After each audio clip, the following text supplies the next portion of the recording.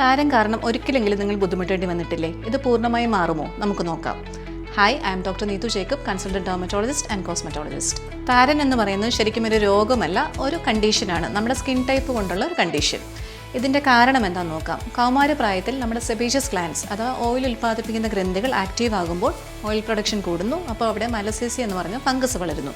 Body ഇതിനെത് react ചെയ്ത് inflammation വരുന്നു. അങ്ങനെയാണ് താരൻ ഉണ്ടാവുന്നത്. ഇനി താരൻ എങ്ങനെയാണ് ക്ലിനിക്കിനെ കാണാനുണ്ടാവുക? തലയിൽ മാത്രമല്ല താരൻ വരുന്നത്. തലയിൽ താരൻ കാണുമ്പോൾ നമുക്ക് ചെറിയ പൊടികൾ വരാം, അല്ലെങ്കിൽ പൊറ്റനായിട്ട് വരാം. വളരെ കൂടിയ താരനാണെങ്കിൽ ചുമന്നതടിച്ച് വരാം. ഈവൻ ഹെയർ ലൈനിൻ്റെ ഇവിടെ ഇറങ്ങി വരാം. ബോഡിയിലും താരൻ വരാം. അത് പലർക്കും അറിയില്ല. ചെവിയുടെ പുറകിൽ ഇൻഫ്ലമേഷൻ വരാം, മൂക്കിൻ്റെ സൈഡിൽ വരാം, പുരുകത്തേൽ വരാം, കൺപോളയിൽ വരാം. ആണുങ്ങളാണെങ്കിൽ താടിയേലും പൊടിപൊടിയായിട്ടോ ചുമന്ന തടിപ്പുകളായിട്ടോ വരാം. ഈവൻ ചെസ്റ്റിലും അപ്പർ ബാക്കിലും വരുന്നവരുണ്ട്. ട്രീറ്റ്മെൻറ്റ് പാർട്ട് നോക്കിയാൽ ടൂ മച്ച് ഓയിൽ ആപ്ലിക്കേഷൻ താരൻ ടെൻഡൻസി കൂട്ടുകയാണ് ചെയ്യുന്നത്. കാരണം ഈ മലസേസി എന്ന് പറഞ്ഞ ഫംഗസിന് ഓവർ ഗ്രോത്ത് വരും.